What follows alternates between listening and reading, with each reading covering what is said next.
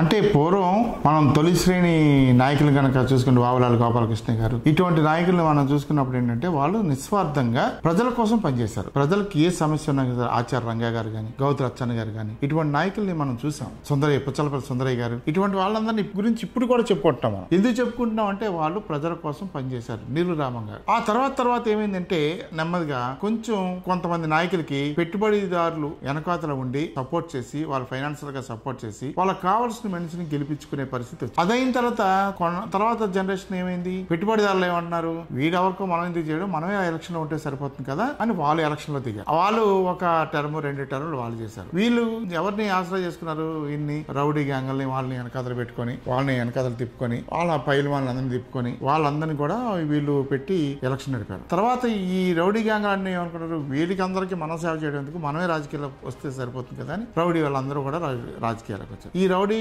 కింద ఉండే రౌడీలు అందరూ కూడా తర్వాత ఇప్పుడున్న వాళ్ళందరూ ఆల్మోస్ట్ వాళ్ళే ఉన్నారన్నమాట. అందుకని వాళ్ళ నేచర్ ఏంటి, వాళ్ళు పర్సనల్ గా తిట్టుకోవడం అంటే సబ్జెక్ట్ తెలియదు వాళ్ళకి, ప్రజలకు ఏ సమస్యలు ఉన్నాయో తెలియదు, ప్రజలతో తిరగలేదు, ప్రజలతో నడవలేదు. ఇలాంటి వాళ్ళందరూ కూడా నాయకులు అయితే, నాయకులు అంటే ఈవేళ డబ్బు ఎవరికై దగ్గర ఉంటే వాళ్ళే నాయకులు. ఈవేళ డబ్బు లేని వాళ్ళు ఎవరైనా ఒకరు రాష్ట్రం మొత్తం మీద ఒక పైసా ఖర్చు పెట్టకుండా నేను గెలిచాను అని చెప్పానండి ఎవ్వరూ లేరు. కనీసం 30 కోట్ల రూపాయలు పెట్టి ఈవేళ ఎలక్షన్ లో గెలుస్తున్నారంటే వాళ్ళు ఎటువంటి వాళ్ళు అన్నది ప్రజలు అర్థం చేసుకోవాలి. ఈవేళ వ్యక్తిగత దోషణలకి వెళ్తున్నారు అంటే వాళ్ళు ప్రజలకి సంబంధించిన మనుషులు కాదు, వాళ్ళు కేవలం వాళ్ళ స్వార్థ రాజకీయాల్ని నడపడం కోసం వాళ్ళు డబ్బులు ఖర్చు పెట్టి, ఇది ఒక పెట్టుబడి, ఇది ఒక వ్యాపారం రాజకీయం. ఈవేళ 30 కోట్లు ఖర్చు పెడతాడు, ఎలక్షన్ 5 సంవత్సరాలలో దాదాపు 100 కోట్లు సంపాదించుకుంటాడు. ఇవాళ అది పరిస్థితి ఉంది. ఇవాళ మీరు ఎక్కడైనా 175 కాన్స్టిట్యున్సీ లో ఒక్కరైనా చూపించండి పైసా ఖర్చు లేకుండా గెలిచాడు, అయితే పైసా ఖర్చు లేకుండా ఇతను చాలా ప్రజాసేవ చేశాడు, బోల్డ్ మంది చేశాడు, అందరూ అయినా సరే ఈయన్ని ఒక్క పైసా ఖర్చు పెట్టకుండా నిల్చోగలుగుతున్నాడు చెప్పండి, చెప్పలేదు. ఈవేళ మహాత్మా గాంధీ వచ్చినా,